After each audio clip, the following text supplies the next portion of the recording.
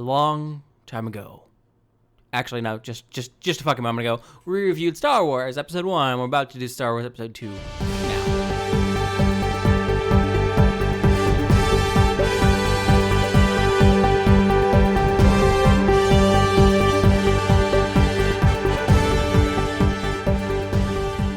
Attack of the Clones, 2002. It took 3 years for them to make a second episode. That pilot died in somebody's desk. Yeah. Anyways, we're back with episode 2. We're starting with this opening scroll again of yellow text. Which is cool because it gives us the title of the episode. Yeah, but like, why the fuck are we repeating the episode? Also, why do we have another setting? Like, a scroll with setting? Shouldn't episode 1 have set up this fucking setting for us? Normally I would say yes, but this episode takes place 10 years in the future. Yeah, but we don't learn that right away, right? It's not in the scroll, no. The scroll doesn't tell us that 10 years have passed since last time. Honestly, it should have been a long time ago in a galaxy far away, but 10 years sooner than the last episode. Yeah, or like, you start your yellow scroll with 10 years ago. Explain that briefly. A long time ago in a galaxy far away. 10 years have passed since the events... Yeah, since we've last seen our Jedi Knights or whatever. Since the standoff between the Trade Federation and the Republic on Naboo. But no, we don't get that. And why wasn't any of this shit in the last episode? Is like my first question, because I don't know it's fucking 10 years from now. And even if it is 10 years, it seems fucking crazy that all this discord and unrest has happened off screen. Yeah. Also, my first thing was, Amidala's no longer queen. Like, was she deposed or something? Because, again, I didn't know 10 years had fucking passed. Yeah, and she was a new queen. We know nothing about the time one. pass. We get introduced to Padme at the very beginning of this episode, and she's a senator now. She's no longer a queen. Mm-hmm. But the opening title crawl does have some information for us. Thousands of solar systems are leaving the Republic, led by a mysterious man named Count Dooku. The Republic Senate are getting ready to meet to vote on the creation of a military. And that brings me to my point that it's fucking weird that they didn't already have a military. Yeah, and they've been around for 1,000 years. It feels like I missed out on episodes here, though, because many. It's weird that we jump from Anakin is 9 years old to Anakin's 19 years old. Mm-hmm. We jump from Padme is queen of this planet, an elected position, to she's a senator, a non-elected position. Yeah. So we cut in with the actual visuals of this episode with several Naboo fighters flying above the planet of Coruscant. Actually, and they're escorting a bigger Naboo ship. Fuck me. Why are senators not elected, but the queen is? I mean, are senators elected? We're not sure. No. Are they just appointed? No, we know they're appointed because the queen appoints them. Queen you're right. appoints her as senator. Yeah. So I'm almost ready to flip this table because I just. So we see these Nabooian ships headed down to Coruscant, and this guy informs Senator Amidala that they're on their descent. They all land, and we see the old pilot from episode 1 who was like flying Amidala around everywhere. He hops out of his fighter ship, and he's like... And so does a masked pilot. They don't take their mask off. Yeah. He's like, I guess I was wrong. There's no danger at all. And then he's immediately proven wrong as the larger Nabooian ship goes boom. Because you never say, I guess there was no danger. That's just, if you're in a TV show or a movie, you don't say those words. Yeah. So I know you don't know you're in a TV show or a movie. Yeah. But so the pilot we've seen before and the masked pilot run over to check, and on Amidala, who was coming down the ramp, and the pilot that was wearing a mask grips it off, and what do you know? It's Amidala. You know, you really think 10 years into her career, because I have to assume this has been more than what made on her life, plus before, you would assume her enemies know she actively uses body doubles? Well, I mean, I thought, when we were in the first movie, I thought that was just a thing they did with their queen. No, it's apparently like a Amidala thing. But you think her enemies would have caught on, like, don't aim for the obvious one, it's Amidala. You know what? Fuck it. Kill anyone that looks vaguely like her. if they're a teen, if they're a young adult. Yeah, but she's like 24 now. If they're a young adult and they're from Naboo and they're female, murder them. Anyways, while Amidala's ship is blowing up, Supreme Chancellor Palpatine and the Jedi Council are having a meeting. The Jedi tell Palpatine that they aren't soldiers, they're peacekeepers, and if war breaks out between this new coalition of planets and the Republic, it isn't their duty to fight. And the Jedi won't be able to protect the entirety of the Republic.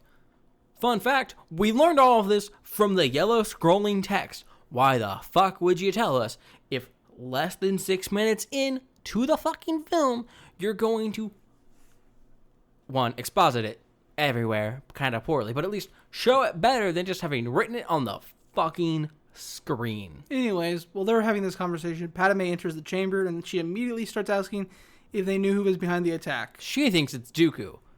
But the common consensus, according to the Jedi, Mainly Nick Fury. That's impossible. is that it was disgruntled spice miners from a Nabooian moon. Oh, yeah. Well, Also, I just want to tell you something, and I haven't admitted this to anybody, but until I started listening to Expanded Universe, I thought spice mines were like mines where they mined like salt. No. Because nobody fucking ever clarifies in the Star Wars movies that spice is a goddamn drug. Yeah. So, Fury says that Dooku couldn't have done it because he was a Jedi, so it's not in his character. He's not a Jedi anymore, but he was. And if someone was ever once even possibly a Jedi, they could never do anything bad. Also, Kiara Mundi is the one that tells her that it was a disgruntled spice miner from a Nabooian moon. You know, big dude that can have sex. Yeah. That's the guy that tells her that. So Yoda then just kind of points out that obviously Amidala's in danger, and Palpatine's just like, you know what you should do? You should put some armed Jedi escorts on her to keep her safe. And then she protests, and the Jedi's protest, and he's like, what if it was somebody you knew? I know it's a hassle, but like, what if we got Obi-Wan Kenobi? Yeah, and Palpatine makes the classic appeal to emotion. Oh, I'm so worried. You're in so much danger. We really need you. Naboo needs you. And she caves. Fury caves. He says he'll have Obi-Wan report to duty. Anyways, we cut to an elevator scene where we have Anakin Skywalker and Obi-Wan Kenobi. And Anakin Skywalker is definitely not 9 years old anymore. Played by a new actor. Thank God. Jake Lloyd can emote, but he cannot say words. That Can't said, Hayden Christensen either. Hayden Christensen can't either. Yeah. So they basically just banter about how Anakin's nervous because he hasn't seen Amidala in 10 years. You know what? Controversial take here. Jake Lloyd was the better Anakin. I'm down with it. Jake Lloyd could emote at least. Yeah. So, you know, they basically banter about how Anakin's nervous. And Obi-Wan's just like, you shouldn't be. You shouldn't be feeling emotions. Whatever. And anyways, they step out of the elevator. And they get attacked by a terrifying, terrifying creature. Its name is Jar Jar Binks, and for some goddamn reason, it's still serving Amidala, but now it has like a administrative role almost. Yeah, I guess he became an ambassador between Gungans and the Nabooian humans. I guess he is a decorated war general for the Gungan army. Yeah. Yeah. Probably because he's the only surviving war general for the Gungan army. Yeah, because so... we didn't mention this in the last episode. They're having their meeting about the battle plans, right? And Obi-Wan's like, or maybe it was Qui-Gon, is like, so the Gungan are a distraction. How many will die for you? And Boss Nassau is like, oh, we know we are a distraction. If we have to die, we have to die. We are here to fight. And like... Yeah. No? Dude, you didn't give a shit about this fight until like 30 seconds before that. Anyways, so yeah, Jar Jar's probably the only surviving general from that fight because Gungans got massacred. So Jar Jar's happy to see them. Anakin again calls Amidala beautiful like the moment he fucking sees her. Oh yeah, also the new queen of Naboo, her name is Queen Jamila. And Obi-Wan tells Amidala he won't get in her way. It'll all be good. The pilot from before, who's also apparently her guard, is, he's happy to see the Jedi. It makes his job easier.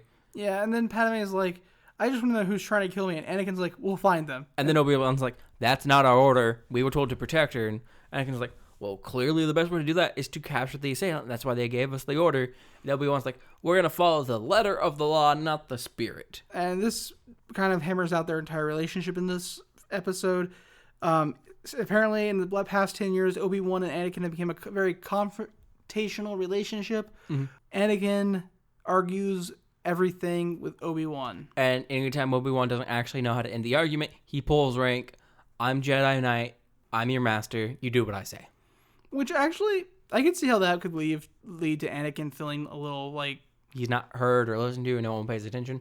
Yeah, like, I don't want to say that, like, Obi-Wan's wrong because he's not. But I mean, like... Yeah.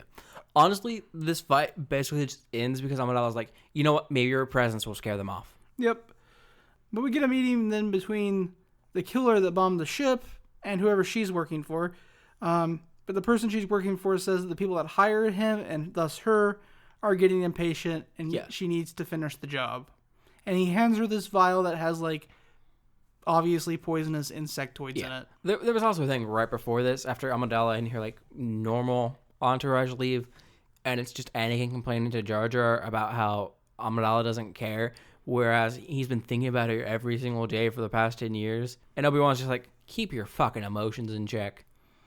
And then he's like, also, she was happy to see us. Are you that fucking dense? Yeah. So, after the bounty hunter scene, we cut back to Amidala, and we basically learn that she has chosen to use herself as bait because they've turned off the cameras and R2 is going to alert them. But Obi-Wan wasn't aware of this. Only Anakin was made aware of this.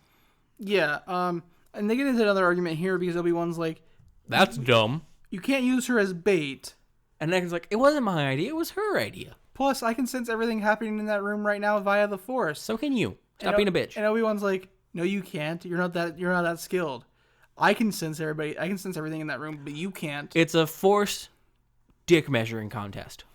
And there's no way to prove it, right? Like, there's no way for them to prove who can sense or who cannot sense everything in the room right now. He's like, that's not something you can prove. Yeah. And then the argument goes from Force dick measuring contest to again being like, so we're going to try to capture the assassin. And Obi-Wan's being like, no, we're meant to protect her. So then we cut to Amidala's bedroom and we see a droid flying up by the window and appears to laser the window. It's important here that we note that Amidala can hear everything they're arguing about. Yeah. And we don't get a droid opening the window just yet. First we get a short time skip. Yeah. And Obi-Wan approaches Anakin out on a balcony. He's like, why aren't you sleeping? And Anakin's like, I can't. And then Obi-Wan's like, are you having nightmares? And he's like, I just keep having bad dreams with my mother. I just wish I could have dreams of Padme instead. Yeah, and again, and Obi-Wan's like, dude, stop being horny on main. Stop being horny. You're a Jedi. Dude, Jedis don't get to be horny on main unless you're Ki-Adi-Mundi. Ki-Adi-Mundi, yeah. Jedis don't get to be horny on anything unless you're Ki-Adi-Mundi. Yeah. And then you get a special dispensation from the council to go back to your home planet once a year to bone down. That's how you do it. Yeah. So then we cut to the bedroom where Amidala has finally fallen asleep. He doesn't actually say all of that. But that's all canon, though. Yeah. So then we come back to the bedroom. Amidala is asleep, and we get a flying drone who appears to laser a rectangle into the window. I think the windows are actually just like barriers. Yeah, they seem like bad windows. But they can't be because when Obi-Wan jumps through it, it shatters. It shatters. Yeah. So then it passes but these it didn't cut a hole because when it moves back, the glass... It doesn't matter. So it passes... No, it does matter now. My brain is like... So it passes through the weird insect things, which I have taken to calling snakeopedes because they look like snakes mixed with centipedes, so they're snakeopedes. Yeah, I mean, everybody knows that millipedes and snakes are two of the most poisonous creatures on Earth, so why not in space? Yeah, so it drops some snakeopedes on the ground, and they start slithering to Amidala. R2 wakes up, notices nothing, and then it's back to Anakin. Does R2 wake up? He's a robot. More like his sensors kind of like are triggered because he hears. Yeah. Because he hears, quotation marks, something. Yeah. Then he doesn't see anything on his visual sensors, so he's like, whatever. So then we cut back to Anakin and Obi-Wan. And now Obi-Wan's like lecturing Anakin about how Jedi should stay out of politics. Yeah, because all politicians are bad. And Anakin's like, I don't know, Palpatine seems like a pretty cool guy. Yeah, Palpatine seems okay. Amidala is clearly okay. And then they sense the snakeopedes, so they bust in the room and cut them down.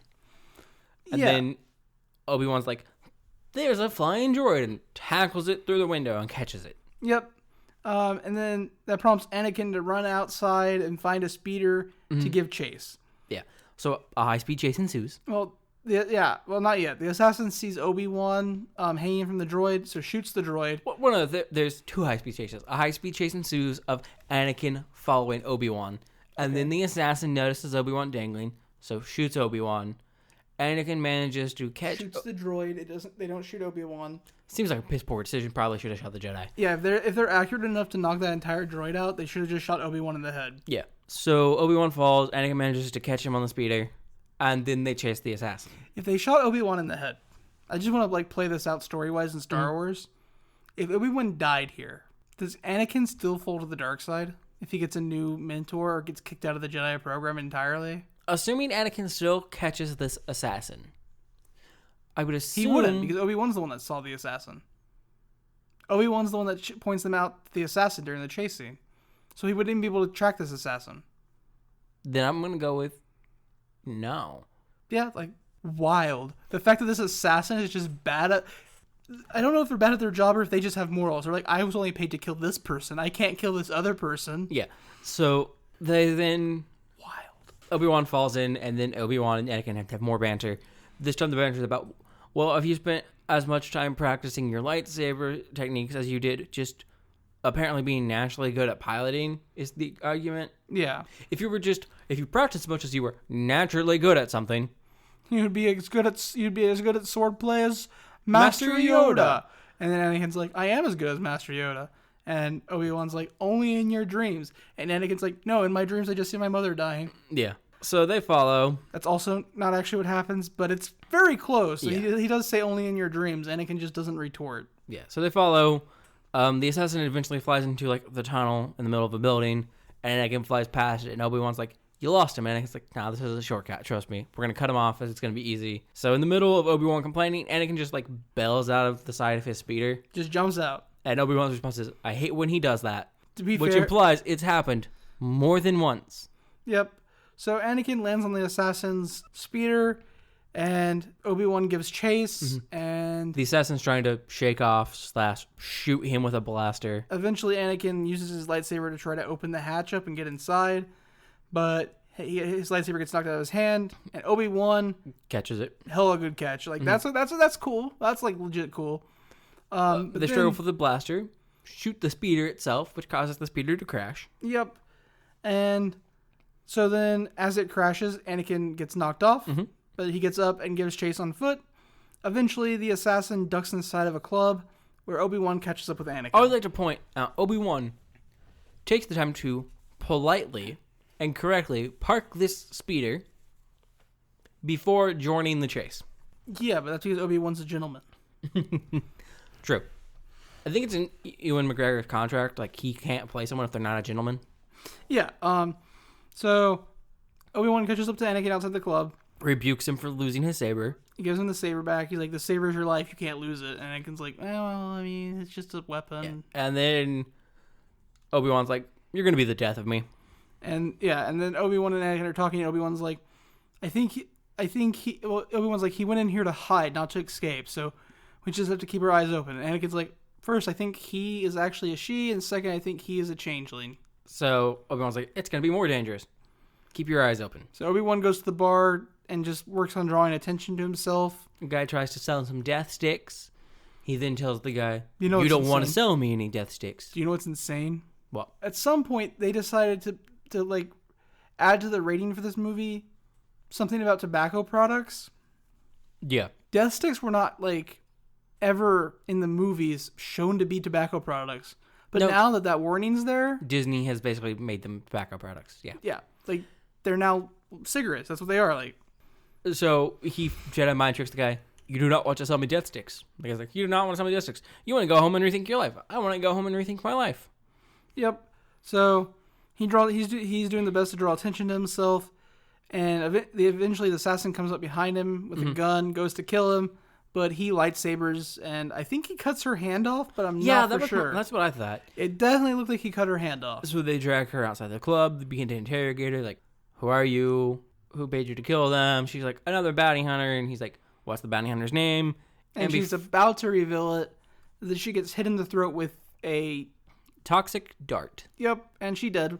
So then we see Obi-Wan reporting to the council, and the council's like, track down the fucking bounty hunter. And he's like, but what about Amidala? And they're like, Anakin can handle it. Yeah, and then the council are like, also Amidala should return to Naboo. It'll be safer there. And Anakin's like, she won't go. She wants to stay here for the vote for the Senate. And they're like, we'll have Palpatine talk to her. We'll have Palpatine give her an order. Also, he's told to make sure she gets home without like a paper trail, basically. Let no one know. Yeah, and he's also told to, like, that he's the one to go talk to Palpatine to have Palpatine tell her to go home.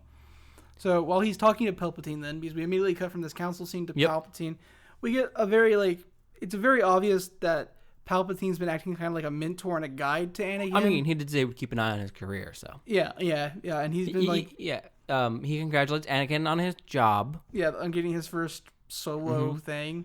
And Anakin's like, I think a lot of it has to do with guidance from you. And Palpatine's like, no, it's all you. And, he kind of pushes Anakin to be like, you should be proud of yourself. You should also take this time to enjoy your time that you're going to be spending with Amidala. Yep. It'll be great. You know what? I think you're going to be one of the best Jedis ever. You're already one of the best ones I ever met. Bud tousles his hair, gives him a lollipop, sends him on his way. While this is happening, Obi-Wan confides in Yoda and Mace Windu, also known as Nick Fury, that he doesn't feel quite right about leaving Anakin alone to protect Padme. Yeah, he is pretty prideful. It's not just that he's prideful, but he's like, he has emotions for her. And Yoda and Windu are like, it's no problem. Yeah, and Yoda's like, pride's common for Jedis. It's become common. Yeah, it's become common for Jedis. And it's just like, and then they go, also, he's supposed to bring balance to the Force. Yeah, if the prophecy's correct, so it's all good. And then... the thing they were using to say no before last time. It's been 10 years, Justice. Things change. Mm-hmm. But then Amidala is packing to get ready to leave to go home to Naboo. And she decides to leave Jar Jar Binks behind. As her proxy. He is her proxy and has her voting power. Has her Senate powers. Yeah. So while Amidala packs up to return to Naboo, Anakin goes on like a ridiculous I'm an angry man rant, and honestly, it seems like he's a danger to everyone around him and himself. Yeah. It starts because Amidala is upset that she has to hide, and Anakin's like, it won't be long now. Obi-Wan's on the case, and she's like, you've really grown up, and he's like, yeah, I think a lot of it has to do with Obi-Wan. He has so much power and wisdom, and I have a lot of power and wisdom too. He refuses and I'm to really that fucking grown up. Yeah. And he's holding me back. He won't let me take the trials to become a Jedi Knight because I'm quote unquote unpredictable. Can you believe that? Can you believe that he would say I'm unpredictable? Ah! Punches window, stabs Jar Jar, blows up building. Is that unpredictable? None of that happens, obviously. Amidala's just like, mentors often see faults in us that we can't. And she's like, you shouldn't grow up too fast. And he's like, I've already grown up. And then gives her, I'm gonna fuck you eyes. And we're going bone. And then she's like, don't look at me like that. It makes me uncomfortable. He's like, why? And she's like, it's uncomfortable. I'm not okay with this situation. Can I request a new Jedi, please? Yeah, that's essentially how this scene plays out. Obi-Wan then starts his investigation who the bounty hunter is by going to a diner to ask about the dart that killed the would-be assassin. He talks because he has a contact at this diner who apparently knows... Well, we do have a spot as Anakin and Amidala leave where they're just... Amidala's concerned for her double safety. She leaves her double behind but gives her Senate power to Jar Jar Binks, which is dumb. And Obi-Wan gives Anakin explicit directions to only do anything that the council says or he says. Yeah, not to make Anakin any has moves. no executive decision making. Basically, if Anakin wants to make a decision, he has to contact Obi-Wan or the council. Which is a little overbearing, but honestly, based on Anakin Skywalker, totally reasonable. Yeah. And then as they're leaving, Obi-Wan's like, I'm so fucking concerned. And then the pilot from before is just like, I'd be more concerned about her doing something stupid. So it boils down to, we've sent the two people likely to make dumb fucking decisions off by themselves. I mean, they didn't send the 3 people that would make dumb decisions off by themselves. Jar Jar doesn't make dumb decisions. He doesn't have the thought process to make decisions. Dumb things happen to Jar Jar. Dumb things happen and Jar Jar goes with it, yeah.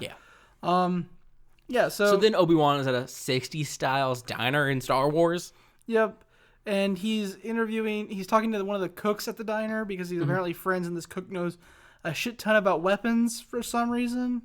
Shrug. But apparently this dart is a Camino saber dart. You can tell by the little notches on the side. Which analysis drones focus too much on symbols. Yeah, and the contact keeps referring to the people on Camino as cloners. And he's like, it's about 12 parsecs outside the outer rim. It's not part of the Republic, though. And he's like, Obi-Wan asks, what the Kaminoans are like. And his contact's like, they're kind. If you depending have on your manners and your money. Yeah. But it's also in the scene that Obi-Wan mentions that the archives wasn't able to identify the saber dart. And then we cut to Obi-Wan in the archives. And he can't find Kamino. and he talks to like one of the librarians in the archives, and she's like, well, if it's not in the system, it doesn't exist. Simple as that. Bad fucking reasoning, but okay. And then we're on a random ship. It's Amidala and Anakin. They're just talking. And Amidala's like, it must be so hard to be a Jedi. You don't get to choose. Like, you have to follow all these strict things. And, You skipped some. Really, what did I skip? Obi-Wan going to visit Yoda's class? No, that's after this. Oh, I just didn't take notes on this because this scene is just more of Anakin giving fuck me eyes to Padme. Yeah. Padme. Because he's then just like, what really sucks is that you can't love who you want. She's just like, are Jedi even allowed to love? And he's like, well, Jedi are supposed to feel compassion. And like, compassion is like unconditional love, right? He's first like, well, Jedi aren't allowed to have attachments. Like compassion. That's a core tenet of being a Jedi. And compassion is basically just unconditional love, right? And then we got to Obi-Wan talking to Yoda about Kamino. So Obi-Wan goes to visit Yoda, and Yoda's training a class of youngling Jedi. I was just establishing that Anakin fucking sucks. Yep, and Yoda's training a class of youngling Jedi. He's using the same techniques that will be used to teach Luke Skywalker in later movies, where the people don helmets that make them blind, and then try to block blaster bolts from a droid. I still feel like you could just wear a blindfold. Yep. Yoda uses the search for Kamino as a lesson for the class, because Kamino should be in this sector right over here, but nothing's there, but you can still see the gravity pull where gravity is distorted by massive amounts of mass. Yeah, and Yoda asks his class what could be the cause of that, and one of the young Jedi is like, somebody deleted it from the archives. To which Yoda responds, the imagination of children. It's just like, no, that's fucking obvious, man. Well, I think that this isn't a conclusion that like most of the council would reach, or like most of the other Jedi would reach, because they've been taught that like because you're a Jedi, you could never, because you were a Jedi, even if you're not now, you could have never have done something bad. Exactly. So these younglings who haven't been indoctrinated so much, yeah, I guess so, can come to that conclusion. Yeah, some Jedi had to have deleted the Kamino from the archives because only a Jedi has access to them. Yep. But who? Could it have been? I don't know. Maybe Count Dooku? Yeah. So then we see Amidala and Anakin arrive on Naboo. The only Jedi who we've been told used to be a Jedi but no longer is a Jedi. Yeah. So we see Anakin and Amidala arrive on Naboo, and she basically just goes on about how she's not sure she was ready to be queen because while she wasn't the youngest, she's still not sure she was ready. And then she served her 2 terms. And is happy she's done. And apparently, though, her people wanted to amend the rights to how long terms were so they could keep her on as queen. So apparently she's good at her job. Remember, people, queen is an elected position, but senator is an appointed position. Yeah. So apparently she was good at her job. But from what we saw in the first movie, she just refused to pay her taxes and caused a war. It wasn't a full-blown war. It was a skirmish. She refused to pay her taxes and caused an invasion that apparently ended up with a lot of her people dying, if we are to believe everything that was told. Viceroy Newt Gunray, if we're to believe him. I mean, he never said a lot of people were dying. He just had a senator tell her that. Yeah, but he also told the senator that a lot of people... Not a senator, a governor. It was a governor. Oh, I'm so sorry for that difference. Senators have more power than governors. Governors on Naboo are, from the looks of it, advisors and very ornamental in nature. Yeah. So then we see her in a council chamber with the new queen of Naboo. And the governors and the advisors. Governor from the first episode and everything. And the old governor suggests that the Senate is not capable of handling the current situation in the Senate. Especially given the fact that the viceroy that invaded them is still fucking viceroy of the Federation. Yeah, Newt Gunray, despite being brought up on charges in the Supreme Court 3 separate times, is still the head of the Trade Federation. So while they're all debating, this guy goes to ask Anakin his opinion. Hold on. More interesting to me, though, is they're arguing about whether or not the Republic should form an army. Yes. And Amidala is like, well, if we have an army, there's no chance that these resistance will be folded back into the Republic because they'll see that as a sign of aggression and they won't want to come back into the Republic. However, she makes the case that if they don't have an army, they can make a case for peace and pull the resistance back into the Republic. How does that fucking make sense when thousands of solar systems... She says that at like the very end of this to kind of shut Anakin up, which is what I was getting to. It's before this. No, give me a moment. Before they're walking. What I'm about to say, which ties into this argument. But it ties into what you're saying. At the very end, basically shut Anakin up. She says, if we give up on peace, we give up on democracy.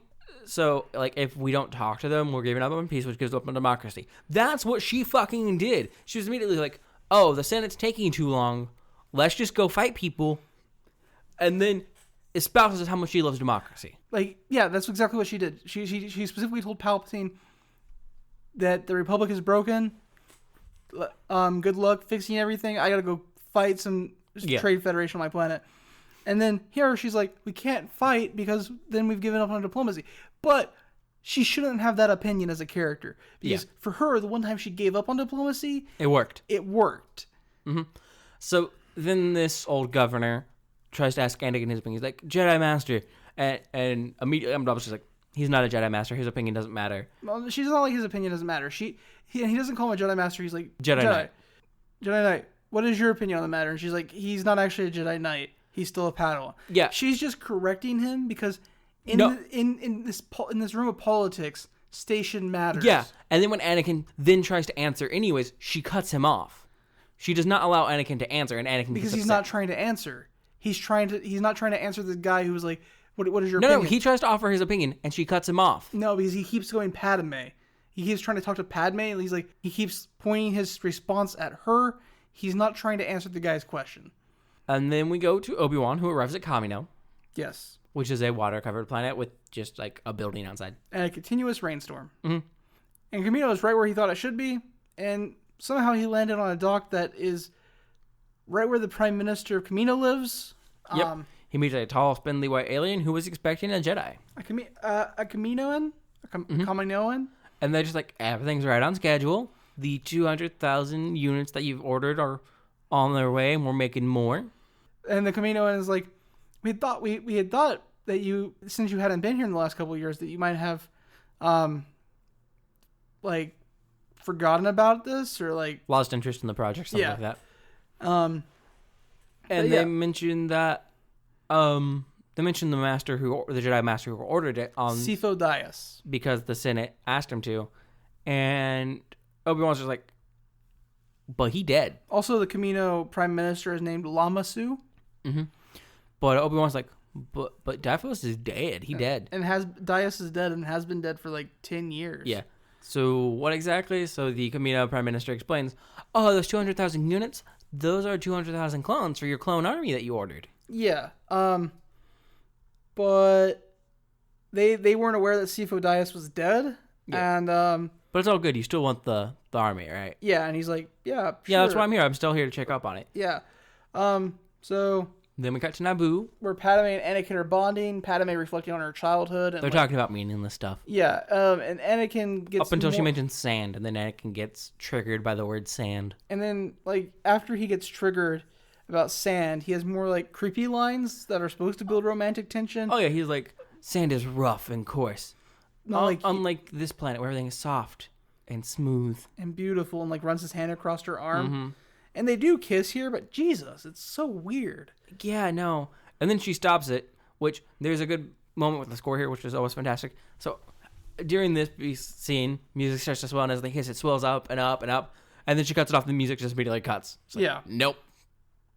Then and she's just like wishing to have done that, and then Anakin apologizes. Yep. And then back on Kamino, Obi-Wan learns that the basis for the clones is a former bounty hunter named Jango Fett, and he requests to meet with Jango Fett. Mm. We also learned that Jango Fett, as part of his payment, requested to have an unaltered clone as part of his payment.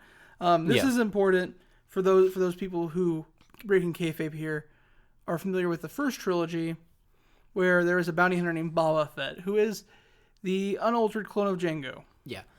We also see here some of the clones getting on a ship. Because for some goddamn reason, everything from the original trilogy has to tie back to the first trilogy. Yeah, we can't just have something not. Like, we can't have someone... can't just be a bounty hunter. Yeah, we can't just have someone, like, be involved because they themselves had their own personal motivations to be involved. Whether that motivation was money or some other random bullshit. We then get the reveal of the army decked out in their white armor and doing combat drills. Yep, and we see them marching into a ship. Marching drills, less than combat drills. And then we're back to Amidala and Anakin. And they're just chilling in a field that is surrounded in very large portions by waterfalls. And they're talking about Amidala's past romances. And it turns out one of them went to like a youth leadership with her. Well, they're not chilling in the field. They're actually out there having a picnic. You can see behind them there's a picnic. Picnics equal chilling. They're chilling in a field. Like picnics are chill. I think chilling in a field could just like be like hanging out in a field, like because you have nothing better to do. Picnics in a field are planned romantic outings. I mean, I guess they don't have to be romantic. You can picnic with a bro, whatever. No, you can't. You can picnic with a bro. Don't force your heteronormative ideas on me. Picnicking doesn't have to be romantic. Anyways, though, the conversation turns about how Anakin doesn't like politicians. And Amidala's just like, well, democracy's great, basically. And Anakin's just like, I think one person should be in charge. No, he's like, you should have representatives. And everyone should agree. Talk about what the problems are, come to a conclusion, and then enact the change needed to make that conclusion. She's like, that's what democracy does. He's like, it doesn't work. She's like, that's exactly what the Senate does, man. He's like, it doesn't work. One person needs to be able to tell them what's right. And she's like, so, a dictatorship? And he's just like, yeah. And they sit there for a moment. She's like, ha ha ha, you're so funny. You must be joking. And he's like, yeah, totally, sure. Yep. And then they roll around, and she ends up on top, and they're in the kiss me position. No, that's later. My bad. Sorry. As my notes say, they faff about. My bad. Yeah, that's assumedly meant to further some romance between them, and then we're back on Camino. Sorry, the kissy thing is later. Yeah, we're back on Camino. We see a big flappy manta ray flying through the skies. It never comes up. It looked vaguely neat. Wish it had come up. It looks like somebody was riding on it too, which was like had my attention. Yeah. But so Obi-Wan meets Jango and Jango's son Boba Fett. Yep. And Obi-Wan starts questioning Jango about any recent trips to Coruscant. Because Jango apparently just came back from somewhere. Despite we were told that Jango stays here. Mm-hmm. And like the way they said it, he asked if Jango wasn't even like, he stays here. Yep. Which, like the way they said it implied that like he doesn't leave. Yep. So talking to Jango admits that he's been to Coruscant a couple times. And he's like, oh, how recently? And Jango's like, kind of recent. And and then Obi-Wan continues grilling him. But the only useful information we get out of this is Jango claims he was recruited for this project by a man named Tyrannus on the moon of Bogdan. Mm-hmm. And that sounds familiar. Why does Bogdan sound familiar? No, I'm not thinking Star Wars stuff, but it does sound familiar to me. But we also have a point where we see Jango talk to Boba in a different language, and we see Boba close a door, and in it we do see armor that seems to match up kind of with what the shadowy bounty hunter guy was wearing. And also Boba Fett armor. Yeah, but I'm referring to this episode. I'm not breaking kayfabe at the moment. Also, Boba refers to Jango as dad. Mm-hmm. And then Jango says it's always a pleasure to meet Jedi. Obi-Wan exits the room, and then Jango turns to Boba Fett and is like, pack your bags, we're leaving. Yep. Cut back to Anakin and Padme. Anakin's just sharing an anecdote about his Jedi times, and Amidala's laughing. And they're sitting at like a dinner table, and it looks like they're just eating a yam. I thought it was a pear, but yeah, kind of. Yeah, and Anakin's using the Force to pass pieces to her. As I noted, Anakin is Obi-Wan would using be the so Force upset as a parlor trick to share fruit with Padme. And Obi-Wan would be so upset. But let's face it, if you had the Force powers, you'd be using them as parlor tricks every day of your fucking life. Yes, but I wouldn't be a Jedi either. Yeah. And then I would specifically do Jedi training until it became inconvenient. Yeah, you'd basically just be a Revenant like any smart person. Like a Grey Jedi all the way. So then they're in a bed chamber? Yeah, they were on a couch in this room. In this really darkly lit room. It's lit by firelight. Yeah. And Anakin's confessing his feelings for Padme. Yeah, he's always thinking about her. And then he feels very strongly for her. This is not the first time he's confessed his feelings for her. But this is like over the top and super heavy. Like, this is cringe amounts of like heavy, where it's just like... Well, he's not just like, I love you. He's like, I hurt being near you. Because I can't be with you. I'm in constant pain. It's torture. And if you feel in pain and tortured too, you should tell me so that we can be together. And she's like, we can't. It's not possible. You're becoming a Jedi. I'm a senator. No matter how we feel, we can't be in a relationship. And he's like, how we feel. And Anakin's like, you feel something too? And she's like, yeah, but I'm not going to fucking give into emotion. I'm like bigger than this. And he gets up to walk out of the room, and he turns around and he's like, but we could keep it a secret, you know? Like, no, that would be worse. He's like, yeah, I guess it would destroy us. And that's the end of their conversation. He's like, we could keep it a secret. And she's like, but it would destroy us. That, like, we couldn't live a lie like that. And he's like, I guess And he's like, oh yeah, you passed the test. But it wasn't a test. The way he responds to it, he's like, yeah, you're right. I knew we couldn't do that. I was just joking. But like, nah, he wasn't joking. Yeah, so now we're back to Kamino. Where Obi-Wan is being shown out of the facility. Well, first he's being shown that the 1st Battalion is ready, and that if they need more troops, it'll take a bit longer to grow. Yep. And then outside of the Kamino facility, at his starship, but standing outside in the rain, Obi-Wan calls back to Yoda and Mace, and tells them what happened and what he's learned here. Yeah. Obi-Wan says that he believed Sifo Dyas was dead before he could place the order that he was told it was placed. And Yoda and Mace Windu kind of like agree. And then Obi-Wan asks if the Senate ever like said anything about an army, and they're just like, nah. Yep. And then the council orders Obi-Wan to capture Jango because Obi-Wan believes Jango is the bounty hunter in question. Yeah, and responsible for the assassination attempts. They want to capture Jango for questioning. So then we go back to Anakin, who's just having a nightmare about his mom, and then we cut to... No, there's a scene right before this, because after we cut away from Obi-Wan talking to Mace Windu and Yoda, we cut to Mace Windu and Yoda talking, and Mace Windu tells Yoda that he believes it's time to tell the Senate that the Jedi's ability to use the Force is diminished. Oh. And Yoda's like, yeah, but then other people other than the Sith will know that our power is weakened. We can't let them know we're weaker. Yeah. And then we cut to Anakin talking about nightmares and his mother. Yeah, he has a nightmare, and then it's Amidala and Anakin in the morning talking about his nightmares. And he's just like, my mother's in pain and suffering. I have to go check on her, despite my orders. And she's just like, I'll go with you. Thus, you're still protecting me, following your orders. Yep. Obi-Wan goes to stop Jango from leaving the Kamino Institute. Bubba gets on the ship when Jango orders him to. And then a fight between Jango and Obi-Wan ensues. Jango having his myriad of bounty hunting gear and jetpack, grappling hook. Obi-Wan having his Force and his lightsaber, but they both quickly get disarmed of their primary weapons. And at that point, it becomes a fist fight with some. Do they get disarmed of their primary weapons? Because if Obi-Wan's weapons are the Force and his lightsaber, I would argue the Force is his primary weapon. So his lightsaber is his primary weapon. He barely uses the Force in combat. I mean, yeah, I guess, but Force is like a secondary ability for Obi-Wan. Obi-Wan's bad Jedi. Yes. Yeah. But also, Obi-Wan's literally a bad Jedi. In Legends, he has a wife. Yeah. It's bad. And potentially a child. Yeah. So Jango ends up like wrapping him up with the grappling hook. And I keep trying to figure out if in the Legends material Obi-Wan has a child, potentially, but definitely has a wife, before or after Anakin's I have no fall. idea, man. Like, does he have a wife after he stops being like a Jedi? Or does he like have a wife sometime during Clone Wars and like before or after Order 66? Yeah, like I don't know. I don't know enough about the. So Jango gets him with the grappling hook, and they struggle like that, and he eventually knocks Jango over the edge of the platform and gets dragged down with him. After a moment, like, oh shit. And Jango manages to pop out Batman arm blades and catch himself before falling, sliding all the way off the platform. But Obi-Wan goes over the edge. And is hanging by the grappling hook cable. Well, actually, I think it's called an ascension hook. Nope. And then Bubba cuts it. Obi-Wan lands on something, like the cable catches on something. Well, and then the cable doesn't catch on something.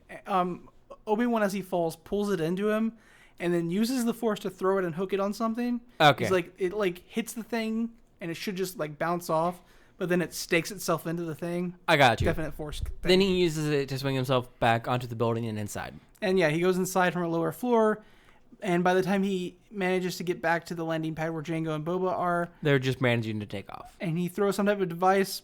I said probably a tracker, which Same. Obviously it is, and that's the end of the scene. So then we see a Nabooan ship land on Tatooine, and we see Amidala and Anakin get off to go find Watto. And they have R2 with them, right?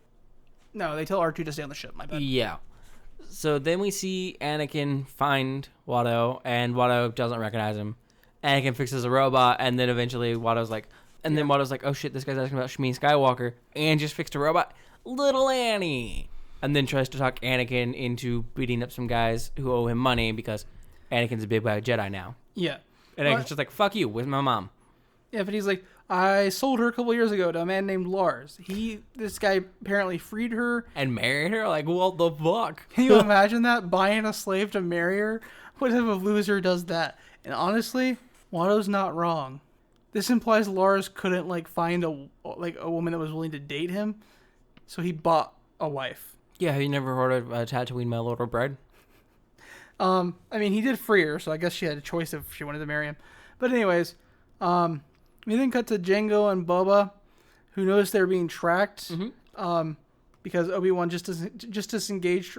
His ship has like this outer portion that is used to like allow it to intergalactic flight. Hyperdrive. And then the ship's main body detaches from that when it's near a planet, so it can go into atmosphere. It's really cool, but it's really stupid because and we don't really see it again, which is sad. A bunch of other ships throughout this series have no problem going between. Yeah. So when they recognize that, Jango says, "We'll give him something more to deal with in the asteroid field." To which Boba's child actor is worse, in my opinion, than the Anakin child actor, than Jake Lloyd. And Boba's response to this is basically delivered just like this. Yeah, exactly. That was a pretty good impression. But so they dump into the asteroid field and they start dropping seismic charges behind them. To destroy some asteroids and create debris. Well, I think they're hoping that it just blows up Obi-Wan. Well, I mean, it's twofold. It just blows him up, or it creates debris to hit his ship and fuck with him and make it harder to find them. So they eventually jump through a giant asteroid, and Obi-Wan follows them through there. But as Jango comes out, he swerves up and like behind the asteroid. So when Obi-Wan comes out, Jango is now behind him, and they open fire on Obi-Wan's ship. Yeah, they finally managed to hit him because they hadn't hit him with anything before this. And once they do that, they then shoot a homing missile at him, which he eventually stops by equivocally just dropping flak. Yeah, he uses the spare parts on his ship to create a flak shield while he ducks inside of an asteroid. And thus the Fets think they murdered him. Yep. He blocks the missile, fakes his death, and the Fets are like, "We did it. PogChamp us." So they go down to the planet and land, and Obi-Wan follows. And he's just like, "Man, that's a large amount of Federation ships." Mm-hmm. And then it's back to Amidala and Anakin on a moisture farm. Yep, Anakin and Padme find C-3PO. And it's just like, we should go inside and talk. Which you remember C-3PO from the previous episode is the robot Anakin was making for his mother Shmi. And yeah, C-3PO takes them inside. They meet Klieg Lars, and Beru. Klieg Lars, Owen Lars, and Beru. Klieg Lars is Shmi's husband. Owen Lars is Anakin's stepbrother. And Beru is Anakin's stepbrother's girlfriend. Mm-hmm. And Shmi's not there. Some Tusken Raiders kind of kidnapped her when she was out and getting mushrooms about a month ago. Yep, and Klieg and 29 other men went to free her from the Tusken Raiders. Only 4 came back, and Klieg is missing a leg now. Yep. But Anakin decides that he's going to go after her, and he tells Padme to stay with the Larses and head off, and he jumps on a speeder bike and heads off. Yeah. So then we're back to Obi-Wan. He's sneaking into this building. Hold on. As he drives off on the speeder bike, John Williams decides that it's time to make a hella good score, and like music fucking picks. Yeah. It's so good here. Anyway, yeah, then Obi-Wan, sorry. So then Obi-Wan sneaks into this place. We don't really see it from the outside. It's just like rocks. Inside, there's very little light. It feels very cathedral-esque, and when we look down, it appears to be a droid factory. Yep. And then we hear Christopher Lee calling the Trade Federation. Well, the Trade Federation viceroys were there with him. Yeah. And they're at like a large council table. And they're walking to the council table. Oh, yeah. They're on their way to the meeting. And Christopher Lee, also in this I should point out, he is Count Dooku, is like, we can expect 10,000 more systems to join. And we'll have the biggest army in the galaxy. The Republic will cave to our demands. And Trade Federation's Viceroy Newt Gunray is like, yes, but you're not going to get us or any of our droids until I get that Nabooian senator's head on my desk. Yeah. So then basically after that, we cut back to Anakin. And he finds the Tusken Raider camp. And using the cover of night, he cuts open a tent. To find a brutalized but still alive Shmi Skywalker. So do you think he used the Force to find Shmi, or do you think he just got insanely lucky?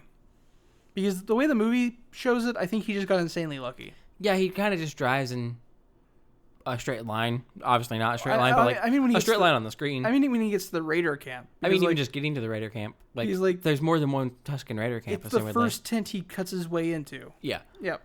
But he finds a brutalized but still alive Shmi Skywalker. She's happy to see him. She's proud of him. She thinks he's handsome. He's all grown up. And now she's okay to die. Yeah, she tries to tell him she loves him, but she dies in his arms. Before she can say it. So he freaks out and murders all the Tusken Raiders. Well, yeah, she dies. He gets angry face. Tense music starts playing. And then he decapitates a whole bunch of Tusken Raiders. Yeah. So then we got to Yoda. And Tusken wives. And Tusken children. And Tusken dogs. And Tusken old men. And then we cut to Yoda, and we hear Qui-Gon over it saying Anakin's name repeatedly, and then we hear, no! And then Fury comes in, and Yoda's just like, I feel pain and suffering. Fury, he means Mace Windu. Yeah. And Yoda's just like, I feel pain and suffering and death. Something bad has happened. Anakin is in terrible pain. Yeah. Obi-Wan, meanwhile, is trying to contact the Council, but he's out of range of Coruscant. So she's like, I got it. I'll just send a message to Anakin on Naboo, and he can send it on. And then he realizes Anakin isn't on Naboo, but eventually, because he knows Anakin's ship's locator number, finds Anakin's ship on Tatooine. And he's like, the fuck are you doing on Tatooine? You're supposed to be on Naboo. Then he's like, well, whatever, and calls the ship and asks that they resend his message to the Council on Coruscant. Yeah. Unfortunately, the only person, quote-unquote person, on Anakin's ship is R2-D2. But we see that R2 gets the message, and then we cut back to Anakin returning with his mom's body. They take it inside in this like tense, silent scene, and then we see him in like some room in the Lars household working on a robot when Amidala comes in to bring him food, and Anakin's just like upset. He's like, yeah, it was so much better and simpler when I was just fixing shit. Shit is easy to fix. And he's like, I'm fixing things because I can't focus on my emotions right now because fixing things lets me focus not on stuff. Yeah. And he's really upset about like his mother dying and about his inability to save her. He's like, why couldn't I fix her? I can fix anything, but I couldn't fix her. And Amidala's just like, you're not all powerful. And he's just like, I should be. I will be. I will learn to prevent death. I'll be the strongest Jedi ever. Yeah. And this is all Obi-Wan's fault. Obi-Wan's just jealous of me. It's all his fault. I don't even understand this line of thinking, but yeah, that's where he goes. It's Obi-Wan's fault because Obi-Wan's been holding him back. He could be more powerful if it wasn't for Obi-Wan. If he was more powerful, he would have been able to save his mother because she was still alive but close to dying. But if he had been powerful enough, he could have saved her from dying. Yeah, and so Padme interrupts this like line of thinking, and she's like, what's wrong? And he's like, I killed them. I killed all of them. The women, the children, the dogs, the old men, everything. They were animals, and I slaughtered them like animals. I hate them. And then we get a cool musical cue here. If you're familiar with the franchise, because we get in the music that's going on here, we get like this reference to Darth Vader's march. Mm-hmm. The Imperial March. Well, there's a difference between Vader's theme. Yeah, but it's Vader's theme and it's the Imperial March. There's a difference, but I know, but I'm saying it's not Vader's march; it's Vader's theme. Yeah, and then it's the Imperial March. And he tells Padme that he knows he's better than this, that he knows better than to just murder wantonly and so on. And she's like, yeah, but it's okay to be angry. Being angry is human. He's like, I am better than that. Okay, again, I want to hold up and try to justify Padme here. She's like, can't build an army to defend ourselves or try to hold the Republic together, but you can slaughter children and women wantonly, even though they had nothing to do with the capture of your mother. Creators are animals. That's why it's fine. She's just like, it's okay to kill children if you're really angry. If you're really upset, you can kill innocent people, Anakin. It's fine. But Anakin says he's better than being angry because he's a Jedi, and Jedis are beyond that. Yep. So we then get a funeral scene for Shmi. Yeah. And Anakin like kneels down at her tombstone, is like, I'll never fail again. Is basically the sentiment. I'll never not be strong enough again. Yeah. Anytime somebody needs me, I will be strong enough. And then R2 shows up with a message. Yeah, and they go all the way back to the ship to check the message. R2 interrupts the funeral. Yeah, he's like, hey, beep boops, I'm here. So we see them sending the message forward to the council, and we see both the council and Anakin and Amidala seeing it. And at the end of the message, we heard most of the message earlier. It was Obi-Wan being like, hey, on this planet, found the bounty hunter. There's Dooku. There's a bunch of the Confederate people gathering together. The bounty hunters army. Here. And at the end of the message, he gets kidnapped. Yeah.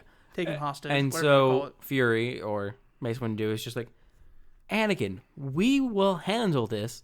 You go back to Naboo with Amidala, protect her, keep her safe. Your job is to protect the senator. No, he says stay where you are. Oh, yeah, stay where you are. Your job is to protect the senator. Yes. So the council then shares the information that they received about Obi-Wan with Supreme Chancellor Palpatine and his staff. Well, actually, there's more there. Sorry, what's up? Yeah. So Anakin is fine with doing what the council says because he's like back on the I'm going to be a Jedi, I'm going to do what Jedi things say because I don't want to feel emotions at the moment. Mm-hmm. And Amidala's upset that he's going to do what they say. So she's like, fine, I'll go to save him. Your job is to protect me, so you'll just have to come with me. Yep. Then the council shares the information that they received with from Obi-Wan and Chancellor Palpatine. They share that information with Chancellor Palpatine and his staff. And Chancellor Palpatine and his staff start talking about how they need to enact emergency powers. But the Senate won't pass a clone army. Yeah. As soon, so they have to ratify. So they have to have the emergency powers so they can ratify the clone army as soon as possible. And they're doing this all like to put pressure on Jar Jar, who is the only senator present in the room. Yeah, they're like, too bad Amidala's not here. If only she was. And then it focuses to Jar Jar, and he's just like, looks left, looks right. Appears to have it dawn on him. If only Amidala was here, because she spent the last several years fighting against the creation of an army for the Republic.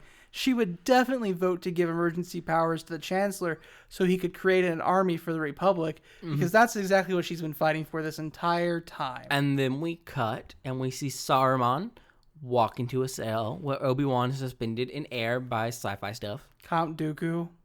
Saruman. So Dooku says that Obi-Wan's capture was too far and it was a mistake, and he'll petition everyone for his release. And we learn that Qui-Gon was originally Dooku's apprentice. Yes. And then Dooku proceeds to tell Obi-Wan all of the truth about everything. He tells him that the Senate is being controlled by Darth Sidious, and that 10 years ago he was working with the Trade Federation.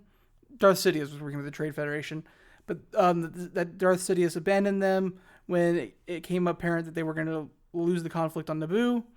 And that's why the Trade Federation came to Dooku in the first place, is because they were betrayed by Sidious. He asked Obi-Wan to join him so that they can stop the Sith from controlling the Senate, because the Jedi Council is currently being blinded by the darkness that is so close to them. Yes. And Obi-Wan's like, I don't believe you. Fuck you. I'm not working with you ever. Yeah. And then Dooku's like, it might be harder to get your release. And then leaves. Yep. So then we cut to Coruscant, and we're walking through some hallways. Well, following some people through some hallways. And we hear Jar Jar talking to the Senate. And he moves to give the Supreme Chancellor emergency powers. So Palpatine accepts, albeit reluctantly. And he promises to relinquish the power when the crisis has passed. Yeah, because he's like, I love democracy. I hate to see it tainted, but you can be certain I'll lay down these powers when the time comes. And then we slide to Mace Windu and Yoda, who are present for the Senate meeting. And they're discussing their future actions in light of Palpatine being given emergency powers. And that his first order was to enact the army. Yep, so Mace Windu is going to take the Jedi that remain on the Coruscant to Geonosis to free Obi-Wan. And Yoda plans to head to Kamino to check on the clone army that they are making for the Republic. Yeah, Yoda also didn't seem very happy about any of this, whereas Mace was just like, it's all good, and Yoda was like, Yep, we cut back to Anakin and Padme as they arrive on Geonosis, and as they're going to attempt to make their effort to free Obi-Wan, Padme and Anakin enter the droid manufacturing center, which at this point they don't realize is a droid manufacturing center. It's just a bunch of long halls. Yeah. We also see R2 and 3PO banter in the background and then head in after them. Yep. In these long halls, they're attacked by giant bug-like people. Parademons. Genosians, I believe. But yeah. Padme falls down a conveyor belt, and Anakin follows her.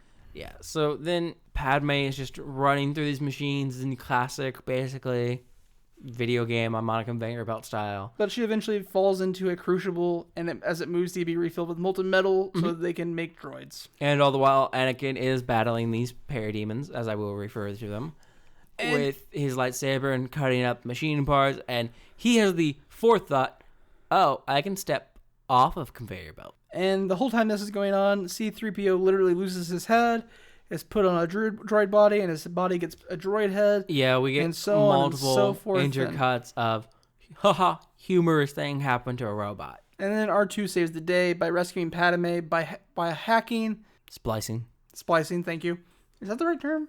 They splice things. They're splicers. I don't think that's right. Hackers are splicers in Star Wars. I don't think that's the right terminology. Anyways, doesn't matter. The right terminology does not matter. It's hacking or splicing or hijacking, whatever you want to call it. R2 interfaces with the computer and makes it drop the crucible that's holding Padme so that she can escape. Sorry, slicing. Slicing. No P. Anakin gets his arm caught in some metal and is stuck on the conveyor belt, but eventually gets free. Yeah, his arm is trapped by a mold. Mm-hmm. And he has to, like, lay on the conveyor belt and dodge machinery and, like... Dodge some really, like, inconvenient guillotine blades because they're all coming down at an angle. You're not going to be cutting your metal perfectly. Also, to get all the way across, you would have to be cutting into the conveyor belt when really your guillotine should be coming straight down, not be on an activated lever arm down. Yeah, he uses that guillotine arm to cut himself out of the mold, but it happens to also cut through part of his lightsaber. And he's like, Obi-Wan's going to yell at me again. Both him and Padme are then captured by Jango Fett and the Genosians. Genosians? And more battle droids. Yep. Imprisoned and with the possibility of death ahead of them, Padme admits to Anakin that she loves him. They're sitting here getting ready to... And he's just like, aren't we supposed to be refusing that? Like, that we don't love each other. We agreed we will say we don't love each other. He's a complete dick here. She's like, you know, we're probably going to die, and I don't want you to die not thinking I loved you. So I love you, and I'm sorry. And he's like, yeah, but everything you said before, I thought we couldn't love each other. I thought we would have to pretend, and that would destroy us, and so on and so. And she's like, whatever, we're about to die anyways. We're about to be destroyed. He takes all of her words that she said previously and is like, how's that pie? How's that humble pie? You want to eat that shit? Fuck you. He's a dick. Anakin's a dick. Yeah. So he's an immature dick. They're basically on a chariot that's pulled into the Coliseum, and we see Obi-Wan tied to a massive column. But as they're driven out into the stadium, they do kiss. Mm-hmm. Yeah. And they're pulled off of their chariot. We see Amidala, or Padme, fumble around in her belt, pull out something, assumedly a lockpick. Her name is Padme Amidala. Yeah. They are both adhered to their own columns via chains. Chains and handcuffs. They're connected to their own columns. There's 4 columns and 3 prisoners, but it's execution time. Mm-hmm. Obi-Wan asks Anakin about his message. He's like, yeah, I was starting to wonder if you got my message. And Anakin's like, we sent it forward to the council. Don't worry. And now we're here to rescue you. And Obi-Wan's like, oh, great job on that. And then Count Dooku, Viceroy Gunray, and the Genosian leader all come out onto the like main dais above the arena. I thought it was just a balcony. Yeah, okay. And start execution. And the execution involves a bunch of wild big monsters being released and corralled into the prison to execute these people. We quickly just have a giant praying mantis, a space rhino, and a space tiger. I called it a rhino dino, but yeah. And then giant space tiger, yeah. Padme manages to undo one of her cuffs and then climbs to the top of her pillar. Mm-hmm. Obi-Wan uses the monster, which the praying mantis monster attacks him, to break the chain on his cuffs. And so his hands are still cuffed together, but he's no longer chained to the pillar. And Anakin does a front flip up. And lands on Rhino Dino. And wraps his chain around the horn to break his chain. From the mount. He still has the entire chain trailing on him, though. And it breaks down into Obi-Wan versus giant praying mantis. Anakin versus Rhino. Amidala versus Space Tiger. Yep. Qui-Gon eventually acquires a spear from one of the dead guards because that Space Tiger gave 0 fucks when it came out of its cage. It was like, I want to murder everybody. Yeah. Anakin uses the Force to quickly tame his rhino so he can ride it. Well, he uses the Force, but he also wraps the chain around its neck so he can kind of control it. Yeah, he uses the Force to tame it so he can ride it, and then he uses the chain to guide it. Yep. Amidala knocks her Space Tiger down off her column, which she has climbed to the top to. She does this, like, she jumps off the pillar and uses the chain to create a pendulum and swings and kicks the tiger in the chest. And then she kind of, like, crawls back up to the top of the pillar. Yeah. And as the tiger's getting back to its feet, Anakin runs it over the Rhino Dino, pretty much murdering it. Has Amidala jump down onto it. Then we see Obi-Wan spear his mantis, and he also joins on the back of the rhino. Yep. This is a brilliant strategy, except for the fact that Droidicus. Yeah. Also, the Viceroy is just upset. He's just like, they can't do this. This isn't allowed. And Dooku's just like, give it a fucking moment. Yeah, he's like, they can't do this. Like you said, they can't do this. This isn't allowed. Then he turns to Jango and he's like, get down there and kill them. Oh, yeah. And then Dooku's like, nah, hold on. And that's when the Droidica all roll out. And then we see a shot from behind the people on the balcony, and we see a purple lightsaber. And it's Mace Windu, and he's like, well, you guys are fucked. And Dooku's like, it doesn't matter. You're vastly outnumbered. And then we see more Jedi appear in the crowd. Yeah, and then Jedi. Suddenly Jedi. Mm-hmm. And Mace Windu's just like, we'll see. But then the stadium is flooded by droids, including the droid with the 3PO head and the 3PO body with the droid head. Yeah, so we're going to have more humor throughout this fight scene. Yep. And Obi-Wan and Anakin get some new sabers tossed to them by some Jedi. Yep, and while this is all going on, Boba Fett's sitting high up in the stands watching the fight. Mm-hmm. And Jango eventually joins the fight after stopping a Jedi from getting anywhere near Dooku, like just straight up murdering a Jedi. Yeah, he throws a Jedi down in the pit and then gets knocked down himself. Well, he doesn't get knocked down, he jumps off because there's droidicas now to protect Dooku. There's not just droidicas, there's also this new type of droid, which I think he referred to as thick boys. I do, because normal droidicas are best boys, and then the normal droids aren't droidicas. Droidicas are specifically battle droids. Normal droids are best boys. Droidicas are Bakugan droids, and then these new droids are thick boys. The normal droids are best boys because they're hilarious and they have great dialogue. They're the, other than Duel of Fates, the second best part of Episode 1. Yep. Anakin and Amidala are kind of running around down here, going crazy. She is piloting, basically, the chariot that came out on, shooting droids, and Anakin is just swinging that lightsaber from the back of it. And the Rhino Dino that they were riding earlier is just free to run wherever it wants, and where it wants to run is right over Jango Fett as he lands in the arena. Yeah. So Jango Fett gets trampled by this giant space rhino, and then when he gets up, he faces off with Mace Windu, and really, it's less of a face-off and more of a head-off, because this fight lasts 3 seconds, and Mace Windu chops off Jango Fett's head, and Boba Fett gets to see the whole thing happen. Yeah. And then we get some more bot humor, and eventually R2 pulls 3PO's head off the droid body and welds it back onto 3PO's own body. Yeah, right before R2-D2 repairs C-3PO, Obi-Wan uses his lightsaber to murder the big mantis. Mm-hmm. And meanwhile, while all this fighting's happening, the Jedi get to do cool stuff, but they keep getting pushed towards the center of the arena. Yeah, they are being corralled. And eventually they're just surrounded by droids and droidicas and thick boys and... Yeah, and then Dooku halts the droids to deliver a speech. He's talking about how this was so well done on Mace Windu's part. He deserves to go down in the history of the Jedi. But now he should surrender or die. And Mace Windu's like, nope, not going to surrender. And then Mace Windu gets lucky because just right after he turns down the surrender option, Yoda shows up with the clone army. And the droids get fucked up by the fighter ships that Yoda brought and the transport ships and all the massive reinforcements. The Jedis are quickly rescued, and the Republic's clone army scatters as they exit the arena, quickly regroup outside of the arena. And then the only people left in the arena are R2 and 3PO. And then Boba walks out to pick up his father's helmet, which definitely still fucking has his father's head in it. Yep. So the Republic ships were scattering, but they come back together because they come to the conclusion they can't let Dooku escape, or they're going to be dealing with the same problem. Yeah, he'll just rally more planets to his cause. Yep. So the Jedi, who were very adamant that they weren't soldiers and they wouldn't fight a war for the Republic, are now the... generals of a clone army. Yep. Which is now regrouped and is now facing off against Mex. It's a giant CGI battle. It's pretty good for 2002. Yep. The Trade Federation decides that they need a run and they need to get out of here, so they hop on a ship and fly off. Mm-hmm. We don't know what happens to them because we don't know if their ship gets blown up or not. But yeah, while they decide to run off, the head of the Genosian hands over a plan for the starship. Sorry, for their super weapon. For their super weapon, which... Death Star. And you actually brought up a good point, and I was thinking of it a little bit more after we talked about it. But this Death Star plan that they have... had details drawn into it and looked fairly detailed and planned out. And is 19 to 20 years before the Death Star, probably 15 years or so before the Death Star ever starts construction. Mm-hmm. And we know in Rogue One that what's-her-name's father is partially responsible for the design and is constantly pushing things back. Yeah, so I don't know how this makes sense. I don't know how they retcon this. It doesn't seem to make sense to me. But I think they just ignores no one's gonna fucking remember this tiny thing from the pre-sequels.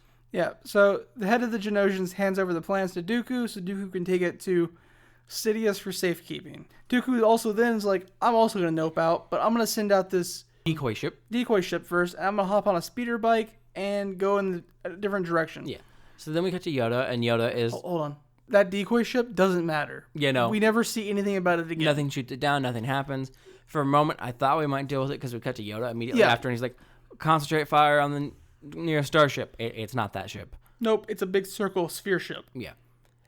And then we see Obi-Wan and crew, and they see Dooku, so they follow, and they want them to shut down, but they don't have any missiles left, so it's up to Anakin and Obi-Wan to deal with it. Yeah, and while they're chasing Dooku's speeder, Dooku's guard ships drop off behind them and start firing on their carrier. And Amidala falls out of this giant inconvenient opening in the carrier. And then Obi-Wan and Anakin... Well, it's not an inconvenient opening. It's inconvenient for her. Carrier ships have like those... It's inconvenient for her. She probably should have sat in a fucking seat is what I'm saying. Yeah, Obi-Wan and Anakin then get in an argument because Obi-Wan's like, we have to stop Dooku. And Anakin's like, no, we need to land this ship right now so we can go save Amidala. They basically have that yelling back and forth for like a minute. And then Obi-Wan's just like, what would she do? And he's just like, she would do her duty. And then they continue and they follow Dooku to a secondary location. Also, you should never follow someone to a secondary location. It's dangerous. Obi-Wan and Anakin corner Dooku in this new location where Dooku was trying to load onto a starship so he could escape. Well, right before that, we cut to Yoda, who just seems to notice something and request a ship. And then it's back to Anakin and Dooku and Obi-Wan. Yep. Anakin runs in like a fool and then gets slammed full force in the face by Force Lightning. Mm-hmm. And Dooku tries to Force Lightning Obi-Wan Kenobi after this as well. Yeah, because he starts insulting Obi-Wan's abilities. Obi-Wan blocks it though with his saber. And Dooku eventually relents on the Force Lightning trick and tries and draws his saber as well, and they start dueling. And Dooku has the upper hand in it. And he's just insulting Obi-Wan the entire time. He's just like, I've heard you're so fucking good from like Master Yoda and stuff. And yeah, and Dooku is just about to strike the finishing blow and straight up kill Obi-Wan because he's already crippled him. He's hit him in the arm and leg. Then when we cut back to Amidala or Padme or whatever you choose to call her at this point, because we just suddenly switched to calling her Padme like halfway through the film. Whatever. And she's fine. She tells a clone to gather some people and a transport and head to that hangar. Yep, and then we cut back to Dooku about to kill Obi-Wan, and Anakin intervenes, blocking that fatal strike. Mm-hmm. And he starts fighting Dooku. Obi-Wan throws his saber to Anakin as well. And Anakin dual wields in a great fucking scene. For like 3 seconds before his saber gets cut in half. And like he just starts using Obi-Wan's. And we get this actually really cool music piece because at first it sounds like all the music is left.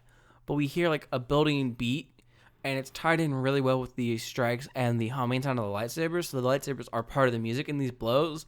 And Anakin's keeping pace pretty well, like blocking blows. It's back and forth, and it's building this really nice, like, drum beat. Oh, yeah. The fight is really equal as long as Anakin has the 2 sabers. But after he loses his saber, Dooku starts controlling the fight. And eventually... He strikes Anakin down. Like, he strikes him to the ground. And cuts off his arm when he does it. Yep. And then Yoda shows up. And then, Yoda shows up, and initially they have a force battle where... Like, Dooku pulls something off the wall and throws it at Yoda. Yeah, it's like, Yoda's like, Dooku, and Dooku's like, Yoda. And they're just like, force battle. Yeah, so Dooku pulls something off the wall, throws it at Yoda. Yoda catches it. Dooku tries it again, catches it. And then Dooku's like, well, Force lightning? Force lightning. And Yoda somehow catches that as well. And then just shoots it back? Yep. And then Dooku does it again. This time Yoda catches it and, like... Disperses it? Yep. Yeah. And Dooku's like, fine, I guess we can't just compare ourselves as masters of the Force. We'll have to do saber combat. And so they start fighting, and Yoda gets to be a little green blur of mad hops and jumps and twirls. And also, this is probably one of the lightsaber fights that I can think of the most, where it doesn't make sense how lightsabers are fought with, because there are multiple times where it's just like, if it was an actual sword, you would be sliding it down the shaft of the other sword, which that we do see with lightsabers. They slide it down sometimes. There's nothing stopping it. Dooku could have just cut into Yoda's skull multiple times. Yep. But additionally, we learned in this fight that Dooku was actually trained by Yoda. Yes. So Dooku, realizing that he can't beat Yoda in a straight fight, uses the Force to pull some machinery off a wall to try and crush Anakin and Obi-Wan. So Yoda has to save them. And Yoda stops fighting to save them, giving Dooku the distraction he needed to hop on his shuttle and escape. Mm-hmm. So then Amidala and company arrive. We see Anakin stand up. And then we see Dooku's ship taking off. I just want to establish Dooku's ship's cool as fuck. It has a fucking solar cell, and I don't think we see any Star Wars ship ever again. Sorry, kayfabe break. I don't think we see any Star Wars ship ever again that has a solar cell like that, and it's sad. No, I think solar cells are pretty unique to Dooku's ship, which is insane because solar cells are cool.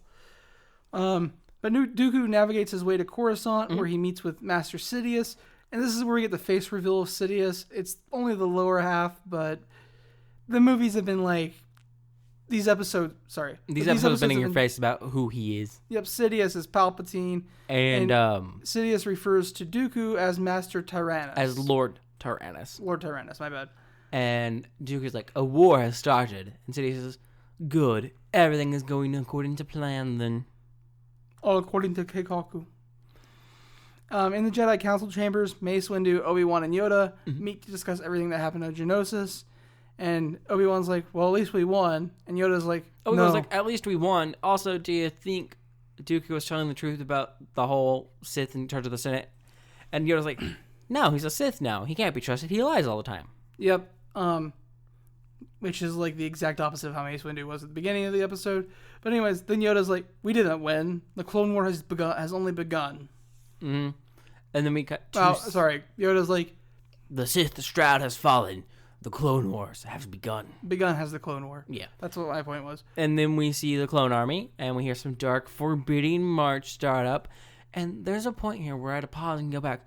We hear some strings, and they sound like the bass root and, like, assembly for the Game of Thrones theme. Yeah, right before the Empire's theme kicks in, it does sound like Game of Thrones music. It has the fucking cello and violin bit, like, right for it. And then we see Palpatine and some peeps hanging out and watching over just as the Imperial March hits.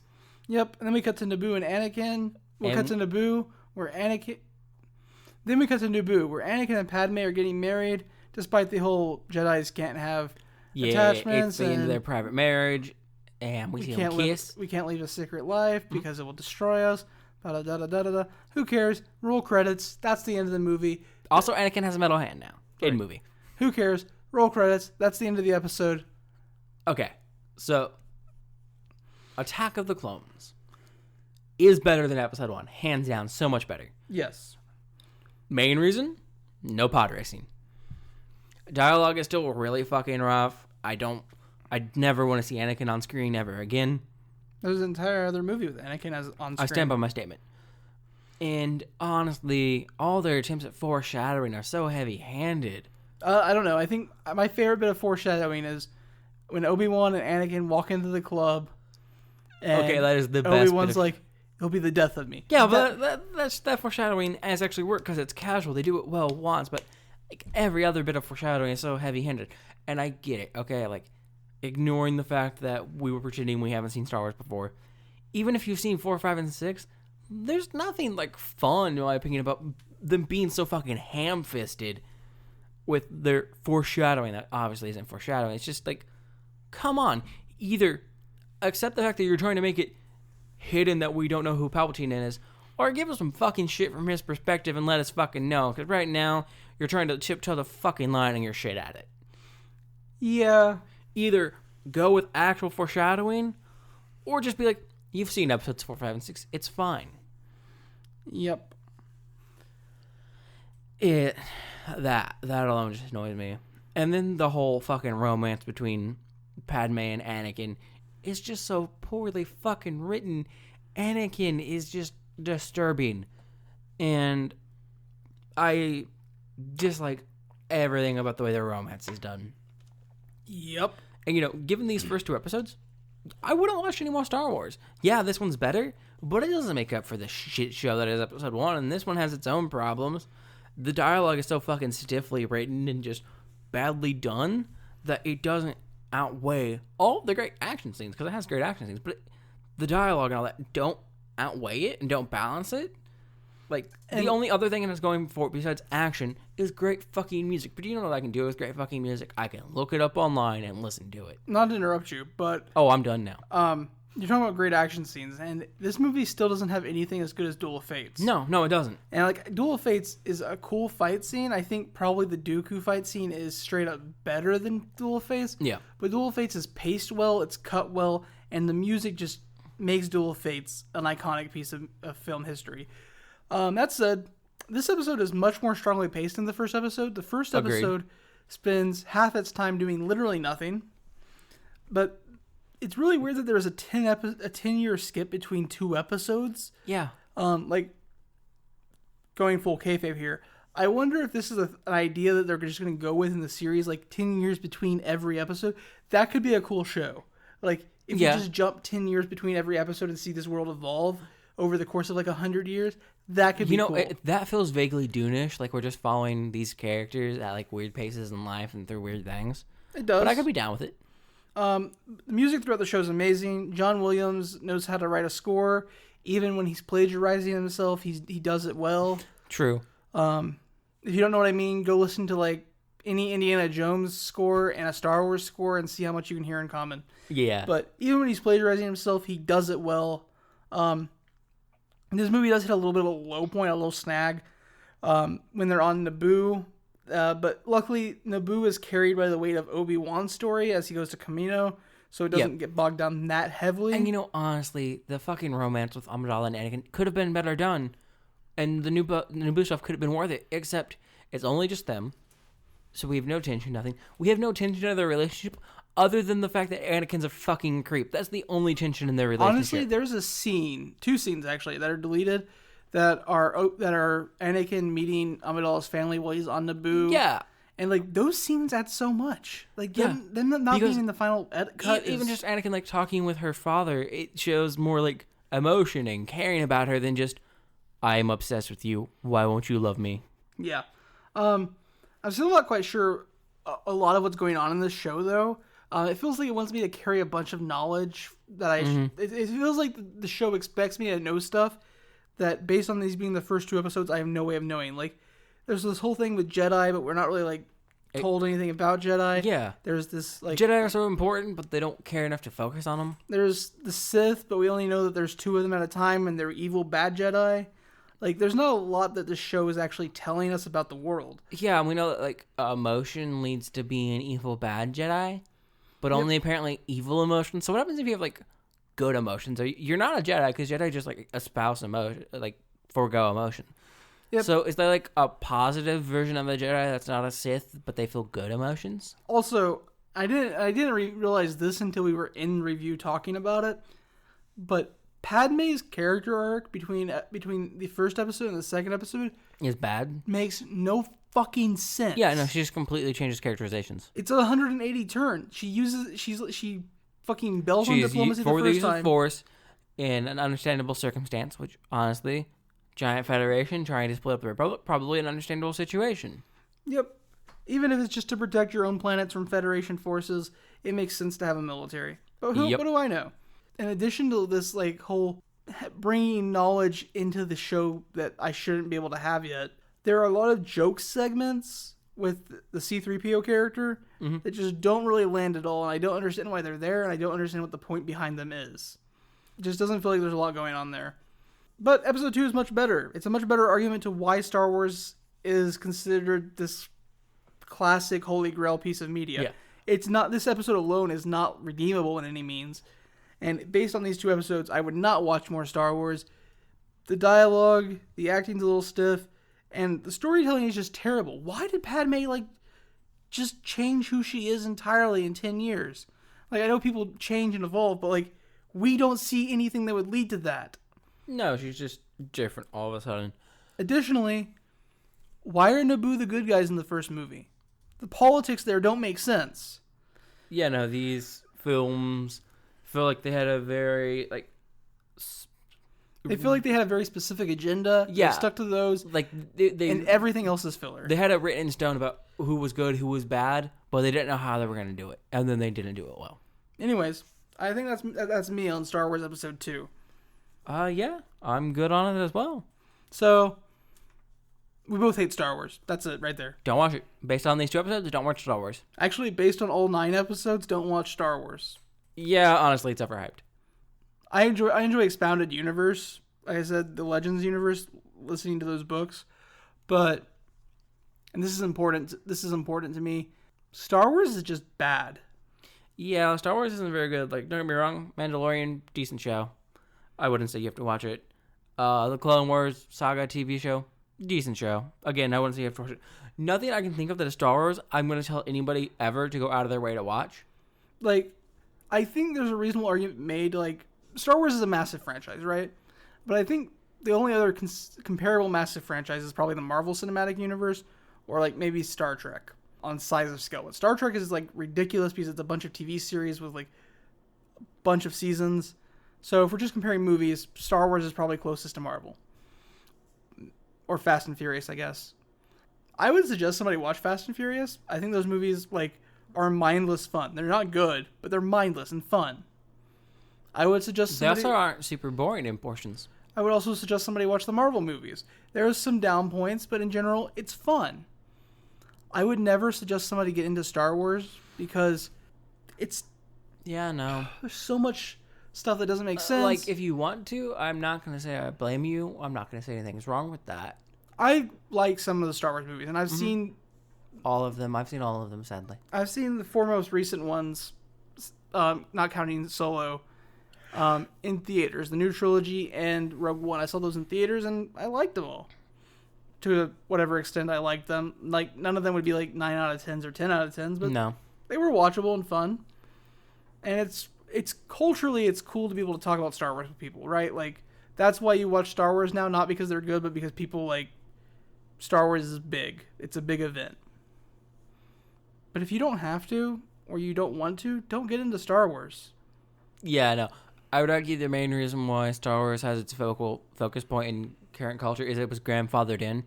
It was pretty good for its time when it first came out. Those people became obsessed with it or super fans.